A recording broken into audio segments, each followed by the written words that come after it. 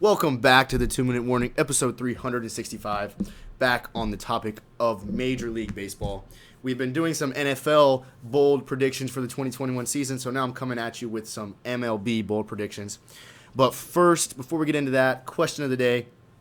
The Rays obviously went to the World Series this past year where they fell short to the Dodgers. Their last World Series appearance was in 2008, where they fell short to who? Again, if you know the answer, comment below, and if you don't, wait around to the end of the video and we will discuss it then. But let's get right into the video. Again, a lot of off-season movements. Nolan, Trevor Bauer, George Springer, Marcus Semien, all these players moving around, plus more.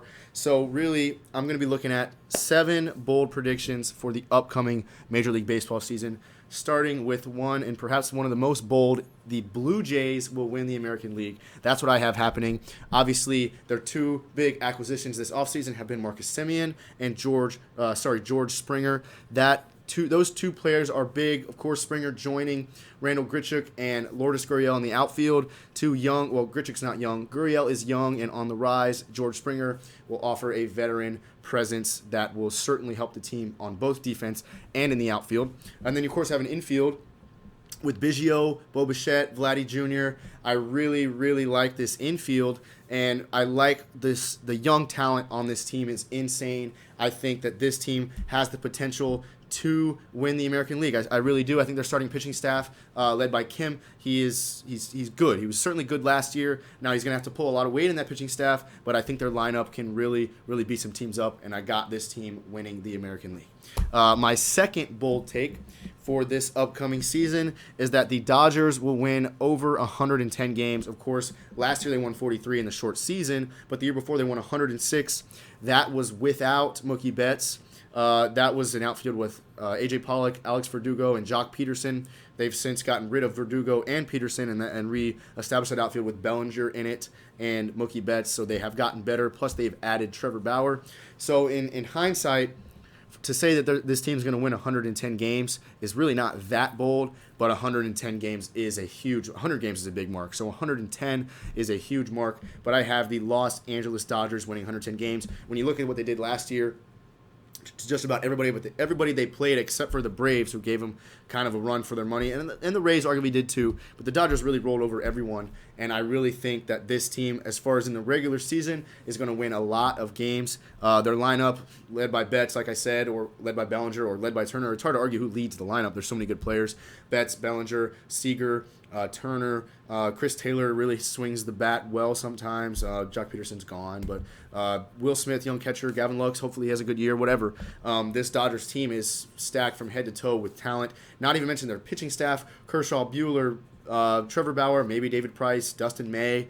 So this Dodgers team, from the bullpen to the plate, hitting wise, this team is stacked. So I think 110 games is on the table for this team, and I see them doing it.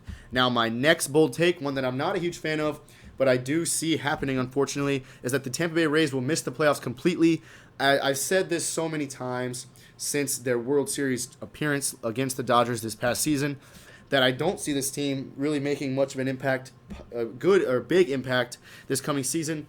One, because Blake Snell is gone. Two, because Charlie Morton is gone. Two of the big pitchers that led them through the postseason.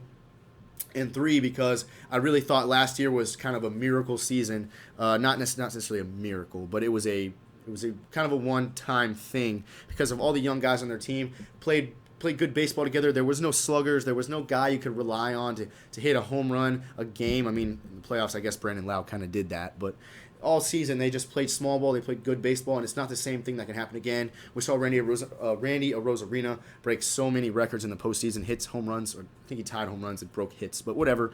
You're not going to see that from Randy again. Not that he's not a good ball player. He's a great ball player, but you see that in all sports. You get a young guy, a rookie, whatever, that takes off. It only takes one season for everyone to learn what he does well and then not give him a chance to do that. Say he hits curveballs, which I think he does hit curveballs well. You run him more fastballs, or maybe it's the other way around. He hits fastballs well, run him more curveballs, sliders, changeups. You figure out how to pitch to a guy like Randy Arozarena, and he just probably won't do that again. So I unfortunately have the Tampa Bay Rays missing the playoffs. Don't get me wrong, I am a Rays fan, but I do think that's going to happen.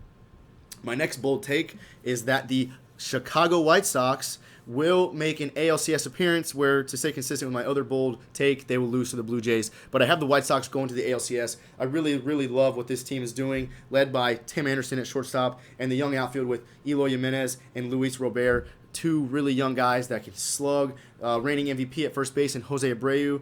Yasmani Grandal behind the plate. This team is stacked and only getting better. Acquired Liam Hendricks in the offseason from the A's, who I think the A's are going to kind of drop off, but that's really not a bold take. That's kind of just expected, in my opinion. So I have the White Sox going to the ALCS. This team is going to be really, really good, but I do think they'll fall short to the Blue Jays. I think if the Blue Jays click, their lineup is going to be fantastic. So, again, White Sox going to have a good season, going to win 90-plus games, I think, but my bold take for them is that they're going to the ALCS. Now, back to the NL. My next bold take is that the Atlanta Braves will win the National League and go to the World Series. This is kind of bold. Obviously, that would put them beating the Dodgers, right, which I would have them beating them in the NLCS. I have an NLCS rematch, I think, in store between the Braves and the Dodgers. I really think the Braves should have had them last year. They really had them at 3-1. They just needed another starter, and now they have two starters back a starter back in what's the Canadian guy's name? Whatever. You guys know who I'm talking about. And they have Charlie Morton from the Rays. They are going to really patch up that hole that they had last year.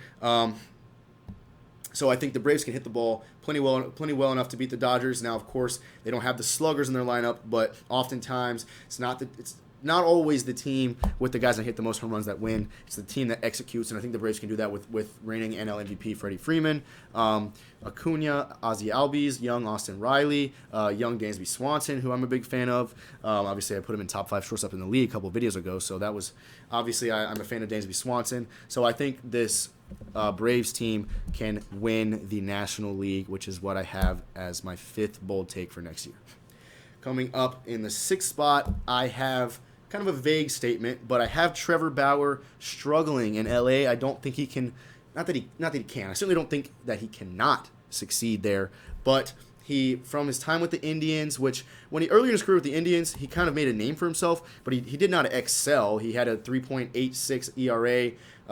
He had a sub 3 ERA coming into last year, I believe, or at least a high 2. So he wasn't lights out. But my problem with him in LA is he's no longer in the spotlight. In Cleveland, he was really the spotlight. Kind of shared some of it with Corey Kluber, but he was the better pitcher. Went to Cincinnati, he was by far the best pitcher on that team, and now he is in LA with 3-time Cy Young Clayton Kershaw, veteran, who he's going to be overshadowed by. Walker Buehler, who's younger, has less accolades, but is, I think, a more talented pitcher. I'd take Buehler over Trevor Bauer. And also in David Price, which, again, the Cy Young, they each have a Cy Young. So David Price is not a factor. Dustin May, same thing. He's good. But really kind of in the shadow of Kershaw and kind of neck and neck with Buehler, how will Trevor Bauer handle not being the spotlight, not being the number one guy, not being in control as much as he is used to? I don't think he's going to handle that very well. But I'm not rooting against him. I'm hoping Trevor Bauer does well. But I have Trevor Bauer struggling this season.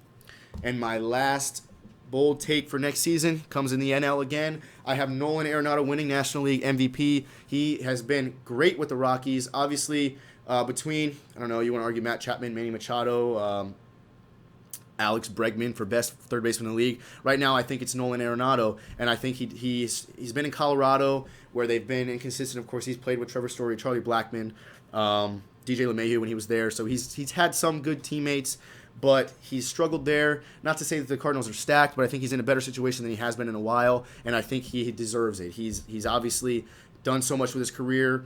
He's 8-time All-Star or something crazy. I think eight Gold Gloves for every year of his career, and several-time All-Star, but he's never won an MVP. So I think he's going to win his first MVP this year. He's been a runner-up nominee several times, but my last bold take is I got Nolan Arenado winning the National League MVP this year.